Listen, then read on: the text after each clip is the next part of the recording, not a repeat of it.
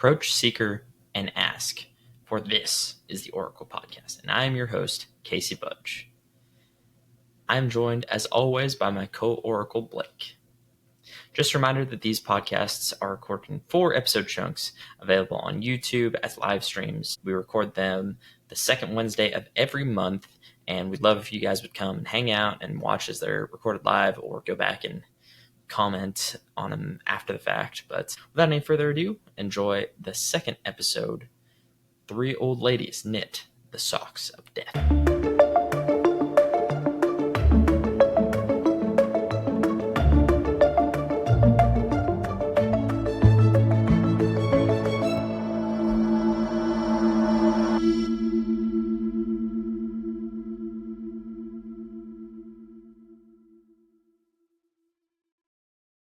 Three Old Ladies Knit the Socks of Death is the name of the second chapter. Yeah, spoilers for chapter, I believe 4, it might be 5. I played Pinochle with a Horse is great.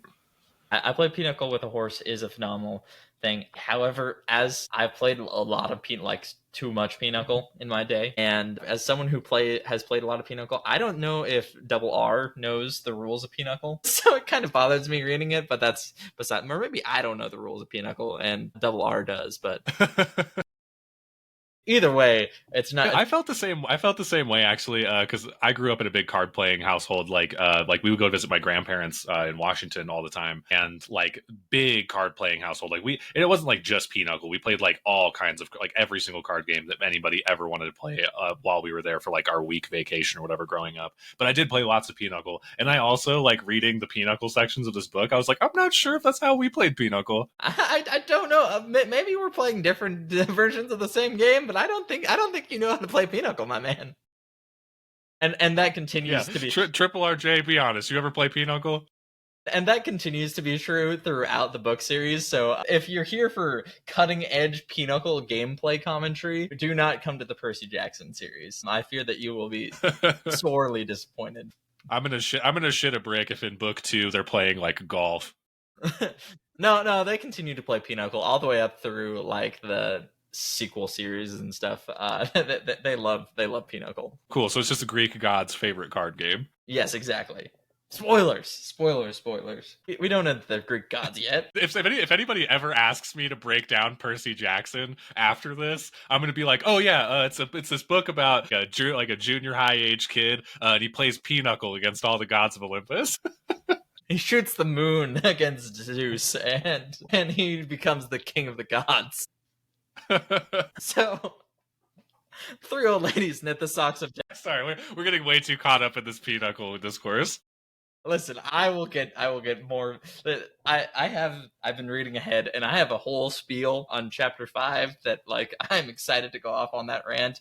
But we need to get onto this rant first, because I have a rant about this chapter too. So let's just keep rolling on through this. Percy is concerned that everyone is gaslighting him and gatekeeping him, but not girl bossing him, is the broad description of the chapter. Percy is not girl bossing in this chapter, but he is being gaslighted and gatekept. The important bit that I will note here in this first paragraph is that the timeline of Christmas comes up again, so we'll just keep that in mind for later. Percy was trying to convince people, or trick people into noticing that Mrs. Dodds had not been there, or had been their teacher, but all of them seemed to believe that Mrs. Kerr had been their teacher all along. But Grover seemed to be the exception to this rule. For whatever reason, he didn't seem to be as good at lying or as good at being able to trick Percy, which is something that friends are like. I don't like to lie in general, and I hate, if I've had to, sometimes you have to tell little white lies to your friends, and it's terrible, and I don't like it. I just picture Percy constantly giving Grover the Dwayne Johnson eyebrow, and he's just looking at him. He's like, "How was algebra today, Grover? How about that algebra homework? You cracking lots of problems with Mrs. Mrs. D." Mrs. D, old Mrs. D. The freak weather continues. Grover is just that Jordan Peele sweating meme. Yes, exactly. That's awesome. So Percy talks about how the weather seems to be continually weird, like a tornado touchdown like 50 miles from Yancey Academy. Small planes are going down, which is weird. So that seems to be some sort of And theme we're going on not there. in Kansas, everybody. Yeah, We're in the upstate New York. So this is not normal. That we're not in my neck of the woods. We're not in Texas where we have 100-mile-an-hour winds just randomly one night. Jeez Louise. Wild. It also goes into talking about how Percy is only really studying for his Latin exam because he feels disconnected and like more of an outsider than ever because everyone is gaslighting him, apparently. So the only class that he wants to or puts any effort into is Latin class with Mr. Brenner. So he continues to go about that. And several names are mentioned in the section where he's talking about his final for that. Chiron, Charon, Polydictes, and Polydeuces? Sure. And Chiron is a centaur who is the trainer of Hercules and Jason and a bunch of other heroes. He's famous in the famous in mythology. Charon is the farrier of the dead. personal favorites. Just quick shout out: Achilles, Perseus, and Theseus. Heck yeah, heck yeah. There you go. Personal favorite.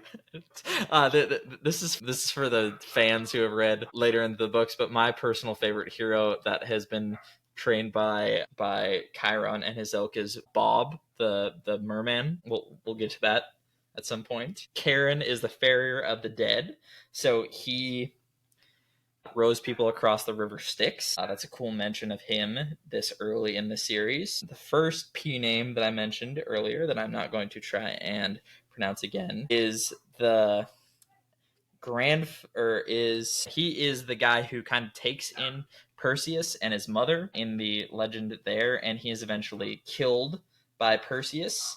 And the second P name is one of the Gemini twins. That's what I know about that.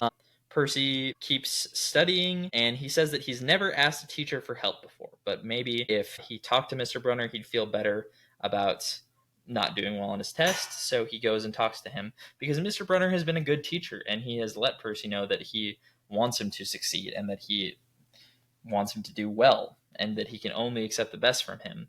So Percy does, like, Mr. Brunner has put in the effort, so now Percy is putting in the effort back, and that's a cool thing for teachers to do. But when Percy is going to quick shout out to my physical science teacher from freshman year of high school, Mr. Rich. Made all the difference. Only reason I ever gave a shit about science in school was because of that man.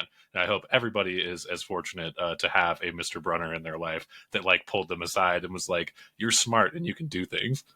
Yeah, heck yeah. Everybody needs to be told that they're capable of doing things because you are. If no one else has told you, I'll tell you.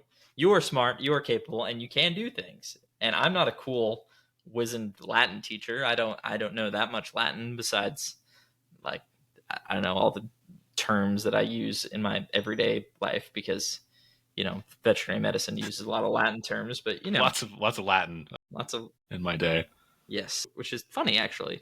But here we are. But as Percy is going to go ask Mr. Brenner a question, he heard his friend Grover talking to Mr. Brunner, and Grover says that he is worried about Percy. And he says that Percy will be alone this summer. And he mentions a kindly one.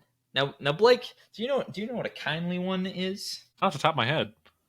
Well, a kindly one, and this may or may not be spoilers for past or future, or somewhat future, or might not be spoilers for any point in the future, but they are a nickname for the Furies, which are three goddesses of vengeance and justice and hatred in the underworld, and they are some of Hades' most loyal minions, basically. And the kindly ones are what people would call them so that they wouldn't offend them. And then they also Okay, gotcha. Because I for the uninitiated, there is like a big like names carry a lot of weight. Like speaking people's names into existence has a very a Voldemort like quality in this book. Yeah, it's. I think you'll find that, like in a lot of Mr. Double R's works, names hold a lot of power for him, and knowing someone's name is important. So it's important to do that, and I think that ties back to identity.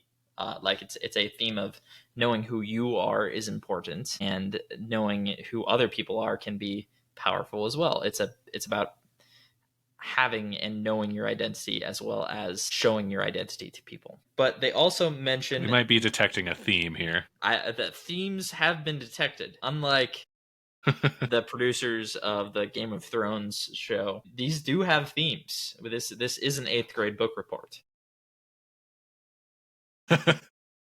So they also Hi, mentioned... I'm Blake. This is Casey Budge, and welcome to our 8th grade book report. Exactly. Hey, this is a book about a 6th grader, so calm it down with your high level language there. So they mentioned the summer solstice deadline. Those are very important in Greek mythology. They are symbolic to, like, the summer solstice is where the gods are most powerful, the winter solstice is where they are most least powerful, and this is kind of, again, speaking to the place and the area where the Greek mythology rose from, and how we're better off in the summer times and harder off in the winter times, like most people and most things. Summers are easier. Then Percy drops his book, and he sees a office on the door that is taller than his wheel-bound teacher, and holding something that appears to be an archer's bow. And he also hears a clop, clop, clop, like muffled wood blocks, and the sound of an animal snuffling outside the door that he is hiding behind. He is... Must be Grover's clogs. Yes, Grover is an infamous clogger. It doesn't mention that he is a little Dutch boy in this. Every time if we read any quotes from Grover for the rest of this book, can we please do it in like Grover's little German boy voice? Yes, we need to. Let's see, are there any in this chapter? No, Percy, I did not have math with Mrs. D. No, Percy. I'm just a little German boy. I don't take algebra. I don't take algebra. I'm still taking English. Sprechen Sie Deutsch? Okay, sorry. That's all right. They mentioned the winter solstice, which is normally around Christmas. So again, that Christmas date is kind of coming up again. Blah blah blah. Grover asks if Percy is okay when he gets back to the dorm room, because Grover went back, and Percy's like, yeah, it's fine. Percy and Mr. Brunner talk about leaving Yancey, and Mr. Brunner says, don't be discouraged about leaving, it's for the best. So a little bit of a fumble, but he's trying, like, Mr. Brunner's trying to be reassuring to Percy here, but again, you can't always say the right thing, you can't always do the right thing, all you can do is try your best. And Percy ends up leaving Yancey, and the one thing and the one person that he is sad to leave is Grover.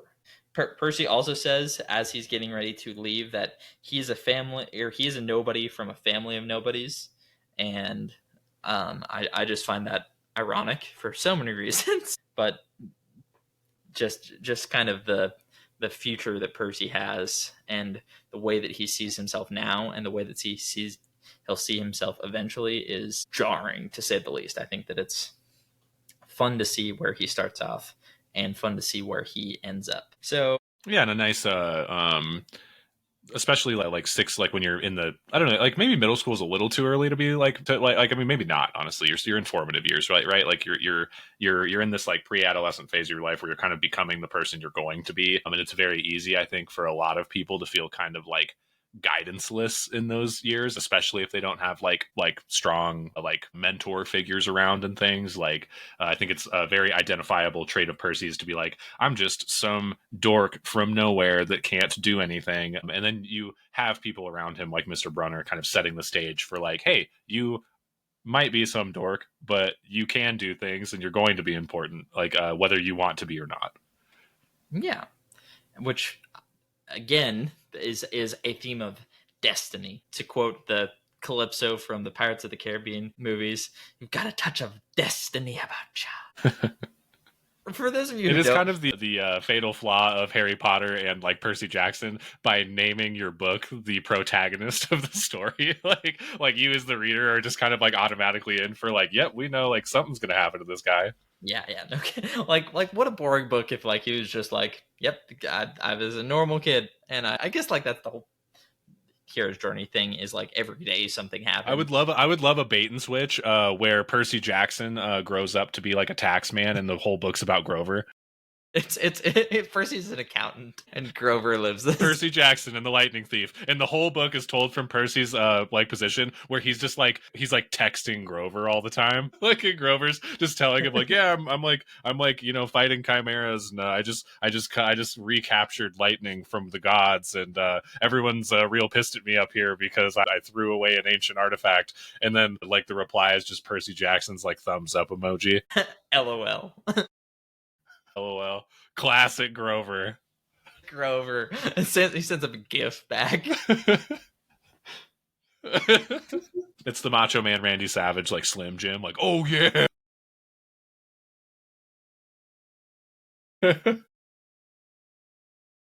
So Percy finds out that Grover booked a bus ticket on the same Greyhound bus as him. Very coincidental. And as they are on the Greyhound back to the city, Grover talks about how he has to protect Percy. And Percy gets kind of offended by this because Percy has been the one who's been sticking up for Grover and trying to protect him and trying to be there for him. And Percy is like, he's been getting in fights all semester to try and protect Grover.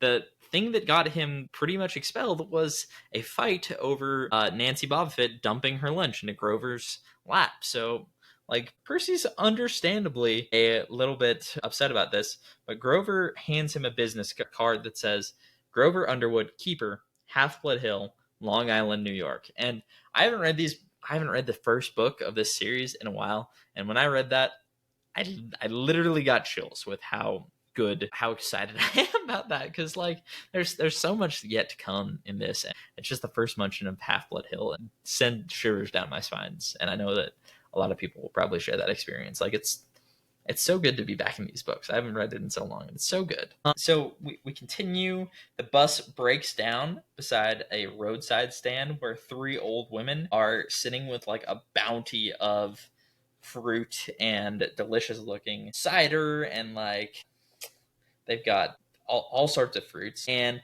I wanted to take a quick detour into mythology time, which is the presence of three old women in mythology. I have a whole list here. The Fates in Greek mythology, the Grey Sisters, also from Greek mythology, the Norns, who weave the fate, that is from like Scandinavian, or excuse me, that's from Norse mythology. The Weird Sisters from Macbeth. There are Hecate is often portrayed as a triple goddess. There is the common trope of Mother Maiden Crone in mythology, which is like a triple goddess like archetype that is seen throughout multiple religions, theologies, pantheons. So I think that it is interesting that all of these mythologies have like a triple female goddess who is somewhat related to them. Yeah, I love the like the Sisters of Fate, as they're kind of commonly referred to in like even Disney Hercules. If you've played God of War or consumed any sort of medium, that's kind of like the go-to name. I love how they're broken up, like because like these three women all like have this like separate control over the same thing, and it's really cool. Like Clotho spins the thread of life. She like births people into the world. Essentially, she in a way she's like this like originator of souls. Like she decides that like you get to be a person essentially, and that like is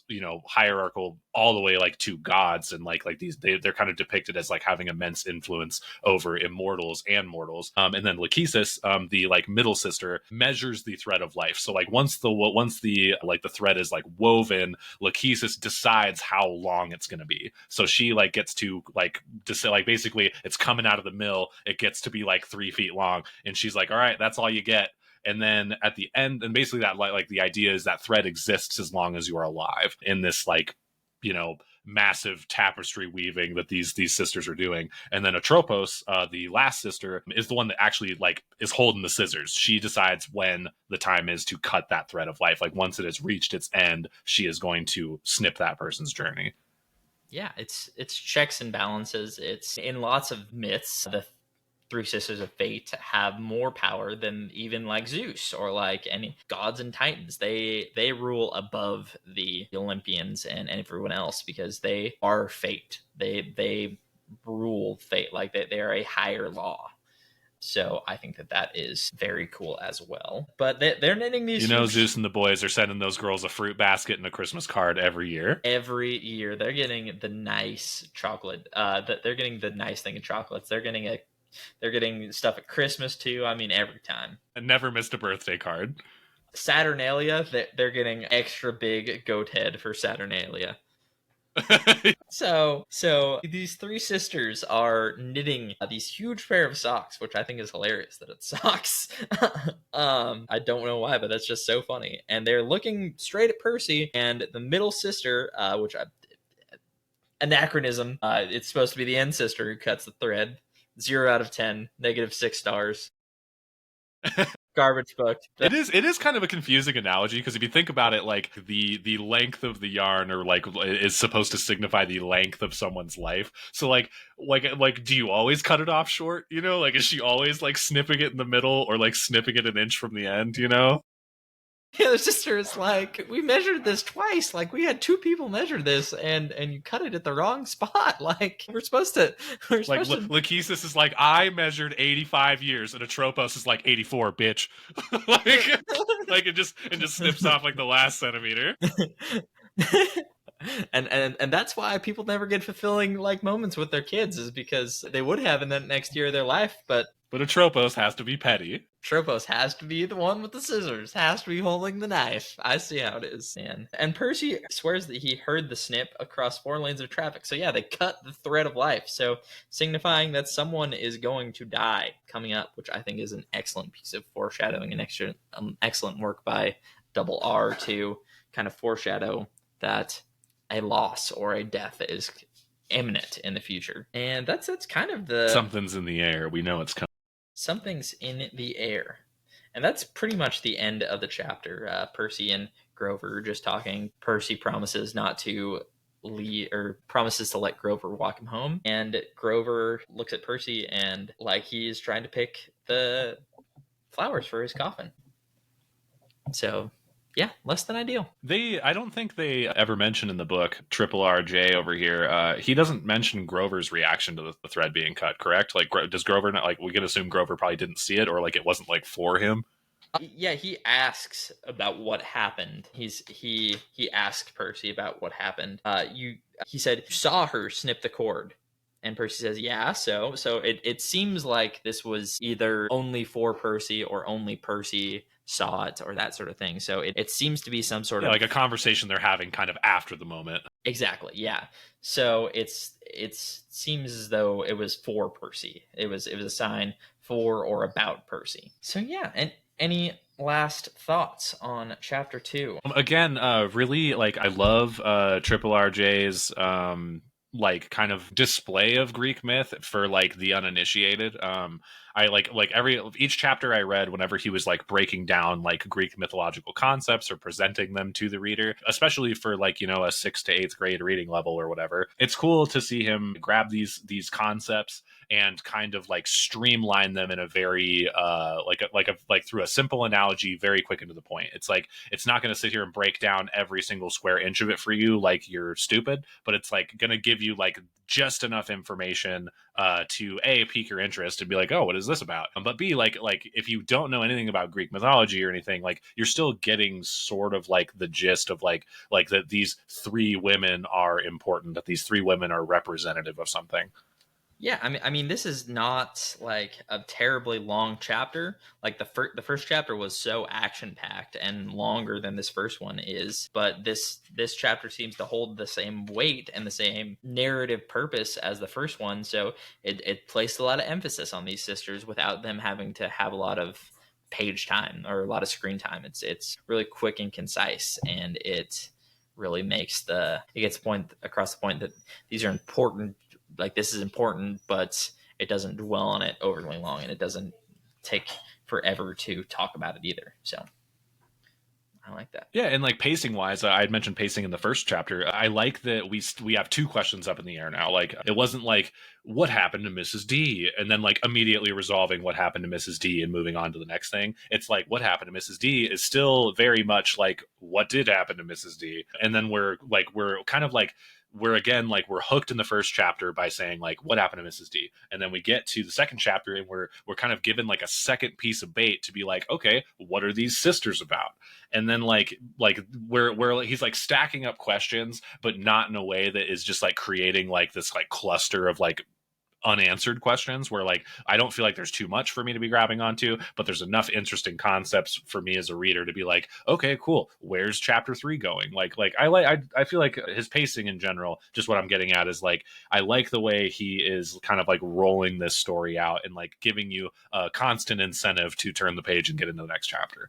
Yeah, I think it's just like honestly, like if you ever want to write something or ever want to like tell a short story, even like this is a great example of how to introduce mysteries and how to introduce questions without trying to like it's not a mystery box because you're not answering a question with another question. You're introducing another question that is tangentially related to the first one, but it's not you're not answering it right away, and you're also keeping your reader hooked long enough to continue that along. So it's a nice like transition. And what I know since I've read like most of the book is that he continues to do this. He strings it along so that as soon as you get the answer to one question, you're introduced to another mystery, and it continues to keep you interested the whole time. So it's a very well paced book. Like that's the long and short of it. But I mean, we're making great time. That's 2 chapters in an hour and 10 minutes. I think we're killing it. I think we're killing it. And now we get to see Grover lose his pants unexpectedly. And his clogs. And his clogs. Where have my clogs gone? Mama and Papa are going to be so disappointed in me. Don't touch my clogs. Have you heard that song? My clogs were hand-carved from Grandpapa in the old country. Have you heard that song? That's Don't Touch My Clogs. I don't believe so. Well, I want to tell you to look it up, but it's so stupid. But it's really funny. It'll put it into context. Okay, yeah, do look up "Don't Touch My Clogs" after you get done watching this podcast or listening to this podcast. Stay tuned for like episode 5 of this podcast where I give an official review of "Don't Touch My Clogs." Yes. We'll be waiting with bated breath for Blake's official review of that.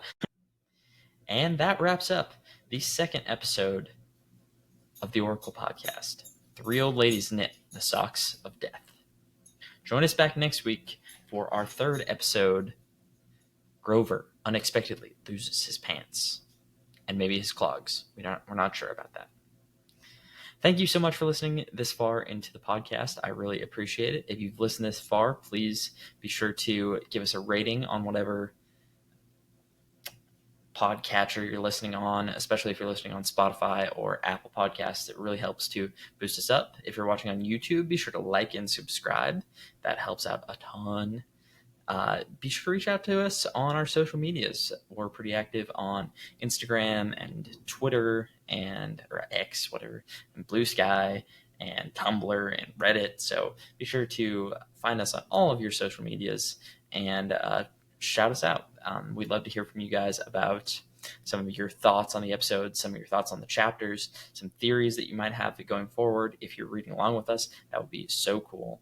And I just appreciate the community that we've already started to build. It's been fun hearing from some of you guys who have listened to the episode so far. And I'm excited to see more people listen to episodes and continue to grow with us. So thank you so much for listening. This has been the Oracle Podcast.